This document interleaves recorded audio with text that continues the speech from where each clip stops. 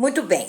No vídeo anterior, eu terminei o vídeo falando sobre o dia do fico, né? 9 de janeiro de 1822. Então, passado algum tempo, em março desse mesmo ano, Dom Pedro virá aqui em Minas Gerais. Corria lá no Rio de Janeiro que em Minas Gerais estavam acontecendo algumas rebeliões separatistas, né? E isso vai preocupar o príncipe regente, na medida em que Minas Gerais é uma província importante no cenário brasileiro, a mais populosa, com mais ou menos 600 mil habitantes, e tanto política quanto economicamente Minas se destacava nesse momento, né? Dom Pedro, então, chega aqui a Minas Gerais, onde ele vai se reunir com algumas lideranças políticas, estabelecer alguns acordos, visitou Barbacena, São João del Rei, esteve na capital Vila Rica e ali se reuniu com vários líderes, né, e pessoas de destaque no cenário mineiro naquela época, né? Ele volta ao Rio de Janeiro na certeza de que Minas estava do lado brasileiro, né? Ou seja, do lado da separação, do rompimento naquela época. Muito bem. Logo depois que ele chega ao Rio de Janeiro, ele embarca então para São Paulo, onde também estavam acontecendo alguns movimentos de caráter, vamos dizer assim, conflituoso, algumas estavam acontecendo bastante diversificações, controvérsias entre os vários grupos políticos paulistas, né? E também São Paulo, que na época era uma província, vamos dizer assim, pequena, né? Uma província com uma população bastante reduzida, apenas 60 mil habitantes, dos quais 60% eram mulheres, mas ali ele vai se reunir, esteve em Sorocaba, Campinas, e vai se reunir e também estabelecer alguns acordos da mesma maneira como fez aqui em Minas Gerais, né? Vamos ver então que, só uma curiosidade, no dia 29 de agosto de 1822, Dom Pedro conheceu em São Paulo Domitila de Castro Cantimelo, a futura Marquesa de Santos, que será posteriormente a grande paixão da sua vida, né? Mas ele embarca para Santos no dia 5 de setembro de 1822, né? Nós vamos ver ainda que desde agosto desse mesmo ano, né, 1822, que estavam sendo publicados manifestos favoráveis ao rompimento com Portugal. Portugal continuava a atuar de uma forma bastante incisiva sobre o Brasil, né? Exigindo de fato a recolonização, mandando aqui corpos militares para tentar frear o movimento, né? Então isso realmente estava incomodando a elite brasileira, que naquela época estava ultra interessada em romper de fato os laços com Portugal, né? Então ele embarca para Santos no dia 5 de setembro de 1822, uma viagem penosa, né? O animal, a mula que ele montava já era velha, maltratada, né? E nesse caminho ele estava acompanhado apenas de 5 pessoas, né? Que formavam ali a sua comitiva, uma comitiva bem reduzida. E no caminho ele recebe 2 cartas, as cartas de José Bonifácio e a carta da Imperatriz Leopoldina, sua esposa. Em ambas as cartas é relatado a pressão de Portugal, a chegada de tropas militares portuguesas no Rio de Janeiro, né? As ameaças, enfim. E ali, então, nesse dia, ele recebe essas cartas no dia 7 de setembro, né, de 1822. Ele não estava bem de saúde, ele estava passando meio mal, né?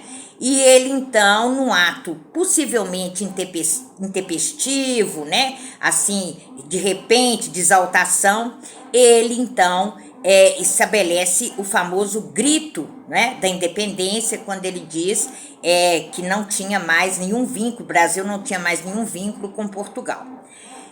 Isso é um questionamento. Seria realmente, né,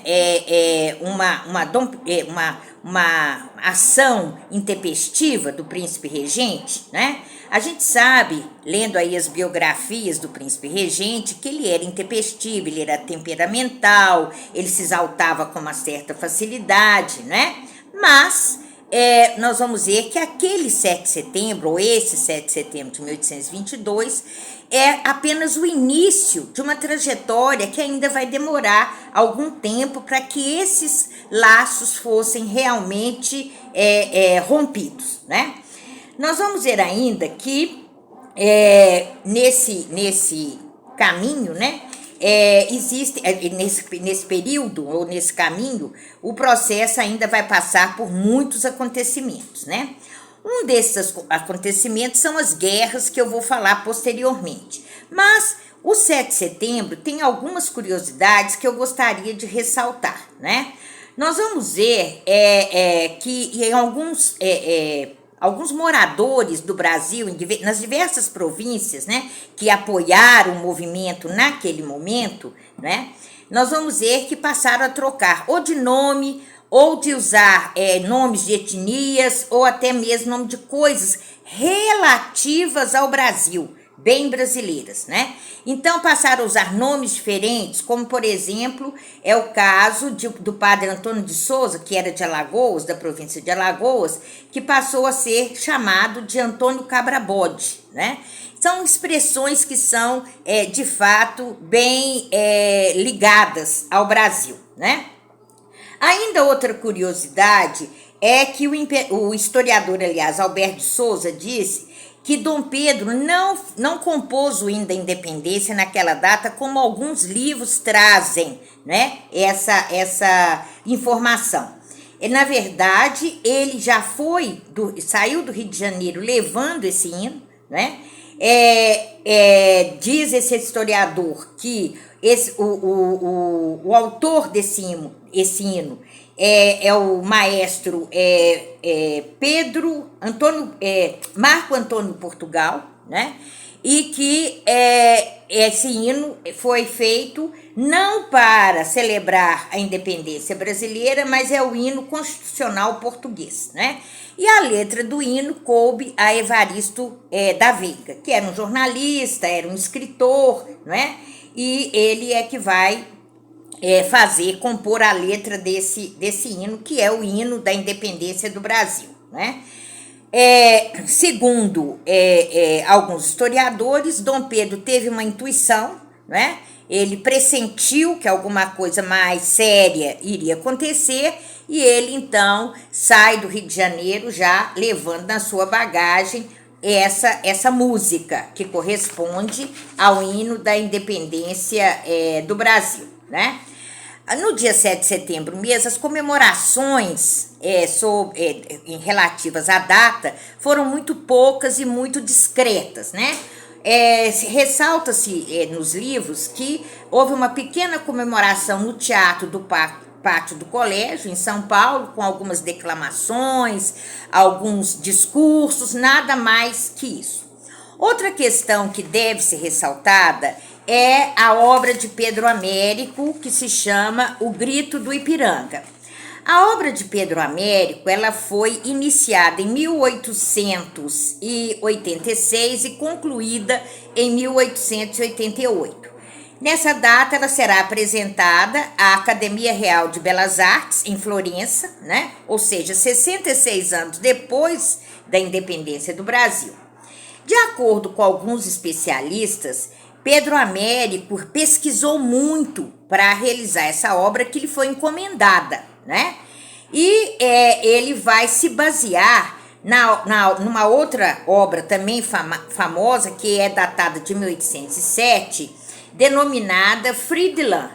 Essa obra é do pintor francês Jean-Louis Ernest Meissonier, né? Essa obra vai ser só concluída em 1875 e essa obra ela faz alusão a uma das vitórias de Napoleão Bonaparte, né? Nós vamos ver que na obra de Pedro Américo a gente observa que existe um exército volumoso, bem uniformizado, né? Parece que bem treinado. O próprio Dom Pedro está montado num cavalo muito garboso, muito elegante, né? o que não é a realidade, né? Então, a gente vai ver que, logicamente, a obra de Pedro Américo, ela realça, ela mostra o imaginário do autor, do próprio Pedro Américo, em relação ao movimento, né, da independência brasileira. Outra questão que também deve ser ressaltada é que existe uma falsa ideia de que o processo, que a independência do Brasil, o rompimento com Portugal, foi um movimento pacífico. Na verdade, nós tivemos aí alguns conflitos, né? A princípio, só Minas Gerais, São Paulo e Rio de Janeiro aderiram à causa da independência, apoiaram o movimento. Várias províncias brasileiras permaneceram ligadas a Portugal, principalmente no norte e no nordeste brasileiro, né? É o caso, por exemplo, do Rio Grande do Norte, do Maranhão, do Pará, né? De uma parte de Pernambuco. Então, nessas províncias, né, vão ser encontradas resistência ao rompimento definitivo com o Estado português, né? Então, nós vamos falar aqui um pouquinho desse período de conflitos. Esses conflitos vão durar, segundo os historiadores, por volta de 21 meses, de 1822 até 2 de julho de 1823, quando, então, a Bahia, né, vai aderir à independência depois de uma guerra que durou aí 1 ano e 4 meses, com um saldo de mortos e feridos bem volumoso, se comparado, se levado em consideração a população baiana naquela época, né? Outra questão é o seguinte, nós temos ainda outra resistência que será no Piauí, onde vai acontecer a Batalha do Genipapo. O nome se dá porque foi nas margens do rio Genipapo que os portugueses e os brasileiros vão se enfrentar, né? Então, também foi uma batalha que deixou aí um saldo, em 6 horas de luta, deixou aí um saldo de 200 mortos e 500 presos entre os brasileiros que participaram. Nessa época, o Piauí é visto como assim, o quintal do Brasil, de acordo com Laurentino Gomes, né? Então, quem vai lutar, na verdade, são vaqueiros, são pequenos comerciantes, pessoas ligadas à política local. Então, não temos um exército, um corpo militar que vai enfrentar aí os portugueses. Essa é uma característica bem evidente das guerras de independência que acontecem nesse período, né? No Brasil, a carreira militar era muito desprezada. Os jovens corriam, né? Dessa profissão de serem militares. Por quê?